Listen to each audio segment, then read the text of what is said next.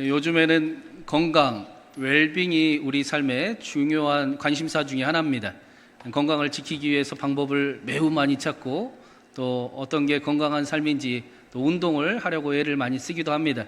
우리 옆에 교회 옆에 공원에서도 하루 종일 운동하는 사람들이 보일 정도로 우리가 그 운동의 중요성을 잘 알고 있습니다. 그런데 많은 사람들이 건강은 평상시의 운동으로 지키려고 하면서도 관계는 저절로 이루어지는 거라고 착각할 때가 많습니다. 우리의 관계와 우리의 사랑 역시 운동으로 건강을 지키듯이 지켜야 함에도 불구하고 평상시에 아무것도 하려고 하지 않는 경향이 있습니다. 그래서 아무것도 하지 않으니 문제가 생길 수밖에 없습니다. 평상시에 관계도 지켜야 하는 것입니다. 신앙도 이와 마찬가지입니다. 건강이 저절로 지켜지지 않는 것처럼 우리의 관계도 또 우리의 신앙도 저절로 지켜지지 않습니다. 그래서 성경은 우리에게 신앙의 성숙과 믿음의 훈련과 영성에 대해서 계속해서 가르쳐 주고 있습니다. 믿음의 훈련이 없으면 우리는 가만히 놔두면 하나님과 다른 방향으로 걸어가는 경향성을 가지고 있기 때문입니다. 우리는 가만히 내버려 두면 믿음의 훈련을 하지 않으면 자꾸 다른 곳을 기웃거리는 습관을, 경향성을 품고 있습니다. 사도 베드로 역시 그래서 우리에게 순전한 말씀의 젖을 먹으며 사모하며 구원에 이르도록 자라나라 라고 말씀을 했습니다. 구원에 이르도록 자라나라 라고 말씀했습니다.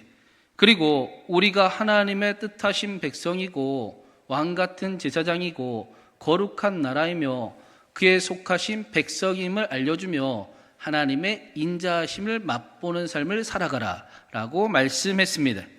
특별히 오늘은 우리가 종교개혁주일로 드립니다. 종교개혁 때 루터는 성경을 번역해서 사람들에게 보급하는 일을 했습니다. 마침 그때 구텐베르크가 금속활자 인쇄술을 발명하는 그 일이 있어서 그 일이 대량으로 많은 사람에게 보급이 될 수도 있었습니다. 하나님의 은총이었습니다. 그리고 사람들이 말씀을 실제로 읽게 되자 말씀을 읽으니 그들의 삶이 변화되기 시작을 했습니다. 그들의 삶만 변화시킨 것이 아니라 세상을 변화시키는 일이 나타났습니다. 종교개혁은 말씀이 능력임을 확실하게 보여주는 역사적인 증거 중에 하나입니다. 말씀이 능력이 됩니다. 특별히 종교개혁주일, 종교개혁자들은 날마다 교회는 개혁되어야 된다라고 외치는데 그 외침처럼 이 예배가 저와 여러분에게 하나님을 더 사랑하는 시간이 되고 또 하나님과 더 가까이 가는 시간이 되기를 간절히 바랍니다. 하나님의 인자하심을 맛보라 라는 말씀이 어떤 의미인지 그 말씀을 깨닫고 그 맛을 가득 누리는 저와 여러분 되기를 주님의 이름으로 축원합니다. 사도 베드로는 사랑하는 성도들을 향해 이렇게 말씀을 합니다. 우리 11절과 12절을 한번 같이 읽어보겠습니다. 사랑하는 자들아, 거류민과 나그네 같은 너희를 권하노니 영혼을 거슬러 싸우는 육체의 정욕을 제어하라. 너희가 이방인 중에서 행실을 선하게 가져 너희를 악행한다고 비방하는 자들로 하여금 너희 선한 일을 보고 오시는 날에 하나님께 영광을 돌리게 하려 함이라. 베드로는 로마 사회에서 살고 있는 그리스도인들을 향해 여러분이 거류민과 나그네와 같은 삶을 살아가고 있음을 내가 잘 알고 있습니다 라고 말씀을 전합니다. 심지어 그리스도인들은 당시에 악행을 행하는 자들이다 라고 세상으로부터 비난을 받기도 했습니다. 실제로 로마 사회에서 그리스도인들이 도둑질을 하거나 거짓을 행하거나 하나님을 믿는다는 사람들이 세상이 보기에도 부끄러운 행동을 했다는 것이 아닙니다. 그런 부끄러운 모습이 가득해서가 아니라 오히려 반대의 모습으로 세상으로부터 적대감을 얻었습니다. 그리스도인들은 세상 사람들이 다 같이 가는 그 길을 거부하고 구별된 삶을 살아가기를 힘썼습니다. 로마 사회가 다신교 사회였는데 그래서 모두가 자기를 위한 신을 섬기기를 원했고 자신을 위해서 신을 찾았는데 그리스도인들은 유일하신 하나님을 섬기고 하나님의 영광을 위해 선을 행하는 삶을 살아가려고 부단히 애를 썼습니다. 그래서 이 악을 행하는 자들이다라는 것은 타락한 세상 문화에 동참하지도 아니하고 동조하지도 아니하는 그리스도인들을 향해 비난 섞인 별명으로 불렀던 것입니다. 너희만 깨끗하냐? 너희만 잘났느냐? 뭘 그렇게 미련하게 어리석게 살아가느냐? 뭘 그렇게 거룩한 척 하느냐라는 비난을 받았었다라는 겁니다. 이 시대의 한국교회를 향한 비난이 이와 같으면 좋겠습니다. 교회가 기왕에 비난을 받을 거면 세상이 볼 때도 부끄러워서 비난을 받는 것이 아니라 너희만 잘났냐? 너희만 깨끗하냐? 뭘 그렇게 어리석게 살아가냐라고 비난과 고민 속에 살아갈 수 있으면 좋겠습니다. 네. 나는 그래도 예수님을 사랑할 겁니다. 라고 고백하는 고백이 우리 교회에 가득하면 좋겠습니다. 오늘 말씀에 보니까 베드로는 그리스도인들이 나그네의 삶을 살아가며 힘들어하는 그 수고와 예씀과 아픔을 안다라고 말씀을 합니다. 하나님께서 우리가 얼마나 예쓰며 신앙생활을 하고 있는지, 얼마나 하나님을 사랑하려고 발버둥을 치고 있는지 우리의 수고와 우리의 그 사랑을 하나님이 알고 계신다라는 것입니다.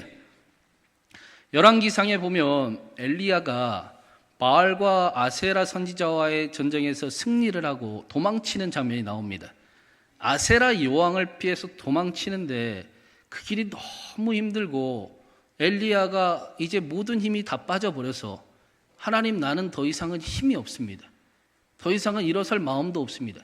차라리 이 로뎀 나무 아래에서 내가 죽고 싶습니다 라고 하나님께 기도했습니다. 그래서 로뎀 나무 아래에 쓰러져 잠이 들어 있는데 천사가 와서 엘리야를 어루만지며 깨웁니다. 일어나서 먹으라 라고 말씀합니다. 머리맡을 보니까 숯불로 구운 떡이에요. 그냥 떡이 아니라 숯불로 구웠으니 얼마나 맛있었겠습니까? 숯불로 구운 떡과 물 한 병이 놓여 있습니다. 하나님께서 쓰러져 있는 엘리야를 찾아오셔서 처음 주신 것은 떡과 물이었습니다. 얼마나 힘겹게 도망쳐 왔는지, 얼마나 목마르고 얼마나 배고플지를 하나님이 알고 계셨던 것입니다. 엘리야가 지금 당장 필요한 것이 먹을 떡과 마실 물인 것을 하나님이 알고 계셨습니다. 마찬가지로 하나님께서는 우리의 필요를 다 아십니다. 하나님은 그런 하나님이십니다. 우리가 얼마나 예쓰며 하나님을 사랑하려고 발버둥 치는지도 다 알고 계십니다. 너의 그 소중하고 아름다운 삶을 내가 안다라고 말씀하십니다. 동시에 하나님께서 우리의 필요를 다 아신다라는 것은 하나님이 지금 우리와 함께 하신다라는 겁니다. 함께 하시니까 알지요. 볼지어다 내가 세상 끝날까지 너희와 항상 함께 하리라. 말씀대로 하나님께서 우리와 지금도 함께 계시고 우리를 책임지기를 원하시고 우리를 도우시기 원하시는 하나님을 우리가 믿고 있습니다. 우리가 믿는 하나님은 그런 하나님이십니다. 우리가 날마다 아멘으로 창세기를 시작을 했는데 하나님이 창조하시는 모습을 보니까 우리를 사랑하기로 아예 마음을 먹으신 것 같습니다. 즉 우리를 축복하기로 마음 먹으신 그 창조의 섭리를 우리가 발견할 수가 있습니다. 창조의 모습을 보면 하나님이 우리를 축복하시는 게 하나님의 본심입니다. 하나님이 우리를 사랑하시는 게 하나님의 진심입니다. 우리가 이 사실을 아는 일은 우리의 신앙에, 우리의 삶에 매우 중요합니다. 아니, 목사님 다 아는 이야기 아니에요? 라고 이야기할지 모르겠지만 그러나 삶의 태도는 그렇지 않은 경우가 있습니다. 하나님의 사랑과 선하심과 도우심을 잘 알았던 다윗은 자신의 두려움을 가지고 하나님을 만났습니다. 하나님의 사랑이 늘 의심되었던 사울은 자신의 두려움이 하나님을 피하게 했습니다. 하나님 앞에 감추고 도망치는 삶을 살아가게 했습니다. 하나님의 사랑을 아는 일은 우리에게 매우 소중합니다. 하나님께서 우리에게 순전한 말씀의 젖을 먹으라라는 말씀도 말씀을 안 읽으면 넌 그리스도인도 아니다, 뭐 그런 종류의 의미가 아닙니다. 말씀이 능력이고 말씀의 생력이 있고 말씀이 힘이기 때문에 그래서 말씀의 젖이라고 그러잖아요. 하나님이 표현하시기를 말씀의 젖을 먹어라. 너희의 생명과 같은 그 젖을 먹어라 라고 말씀하십니다. 하나님의 말씀을 율법으로 듣는 습관을 우리는 버리고 복음으로 듣는 법을 배워야 합니다. 하나님의 말씀을 듣기 싫은 잔소리가 아니라 우리를 위한 사랑으로 듣는 그리고 살아가는 법을 우리는 연습을 해야 합니다. 10절 말씀처럼 우리는 전에는 하나님의 백성이 아니더니 이제는 하나님의 백성이 되었습니다. 우리는 전에는 하나님의 긍휼을 얻지 못하던 자였는데 이제는 하나님의 긍휼을 얻는 자가 되었습니다. 하나님과 함께하는 하나님의 긍휼과 하나님의 응답과 하나님의 도우심이 함께하는 사람들이 되었다라는 것입니다. 우리는 하나님의 사랑을 압니다. 우리는 하나님을 사랑하는 사람들이 되었습니다. 그래서 12절 마지막 말씀에 보니까 우리를 통해 하나님께 영광을 돌리게 하려 한다라고 말씀을 합니다. 그리스도인은 자신의 구원을 위해서 살아가는 사람이 아니지요. 고작 자신의 구원을 위해서 예수님을 믿지 않습니다. 우리가 기독교인이 된다라는 것은 자신의 구원 정도를 획득했다라는 의미가 아닙니다. 기독교인 중에 구원 안 받는 사람은 한 사람도 없습니다. 맞지요? 다른 종교는 자기의 조건과 자기의 열심과 자기의 노력과 자기의 상태에 따라 구원이 좌지우지 될지 모르겠지만 우리는 예수 그리스도를 믿음으로 구원을 얻었습니다. 그 구원은 부족하지도 아니하고 흔들리지도 아니하고 끊어지지도 아니합니다. 그래서 그리스도인들은 자기의 구원 정도에 만족하는 사람들이 아니라 자신이 구원받았으면 확실하니 하나님의 영광을 위해 살아가는 삶을 살아갑니다. 예수님을 믿으면 우리에게 아름다운 꿈이 생기지 않습니까? 예수님을 믿을 때 우리는 놀라운 고귀한 꿈을 꾸게 됩니다. 우리를 통해 우리의 가정과 우리의 교회와 우리의 삶의 자리를 회복하실 하나님을 기대하게 됩니다. 하나님 나에게 복을 주시고 내가 복의 근원이 되게 하여 주시옵소서. 하나님의 축복의 사람이 되기를 바랍니다. 라는 꿈이 생깁니다. 베드로전서 역시도 우리에게 하나님께서 너희는 택하신 족속이요 왕같은 제사장이요 거룩한 나라요 그에 속한 그의 소유가 된 백성이라 라고 말씀하고 있습니다. 왕같은 제사장으로 살아가게 하신다라는 것입니다. 오늘 말씀에서도 21절에 이렇게 말씀을 합니다. 우리 21절 한번 읽어보겠습니다. 이를 위하여 너희가 부르심을 받았나니 그리스도도 너희를 위하여 고난을 받으사 너희에게 본을 끼쳐 그 자취를 따라오게 하려 하셨느니라. 21절에 이를 위하여라는 것은 세상을 섬기게 하기 위하여라는 겁니다. 우리는 세상을 섬기기 위해 부르심을 받았습니다. 우리는 세상으로부터 성도로 부르심을 받았지만 동시에 우리의 가정과 우리의 직장과 우리의 삶의 자리를 성도의 삶으로 살아가게 하시기 위해 부르심을 받았습니다. 교회는 사람들을 교회로 모으는 동시에 양육하여 그들을 각자의 삶의 자리로 가정으로 다시 파송합니다. 우리는 우리의 가정과 우리의 직장과 우리의 삶의 자리에 왕같은 제사장으로 부르심을 받은 사람들입니다. 다시 말하면 하나님께서 우리를 통해 하나님의 일을 이루어가고 싶으시다라는 겁니다. 하나님께서 우리를 통해 우리의 가정을 새롭게 하시고 우리의 교회를 든든히 세우시고 우리의 직장과 우리의 삶의 자리를 하나님의 나라로 회복해 가신다라는 것입니다. 그 일이 우리를 통해 왕같은 제사장인 우리를 통해 이루고 싶으시다라는 것입니다. 사랑의 교회 옥하는 목사님이 광인론이라는 그 강의를 자주 하셨는데 그때 강조하시던 이야기가 있습니다. 선교단체와 교회의 차이점. 선교단체에는 있고 교회에는 없는 것. 그래서 항상 안타까워하며 기도하신 일들이 있습니다. 첫 번째는 선교단체는 복음이 살아있는데 교회는 복음에 대한 감격이 살아있지 않는다라는 것입니다.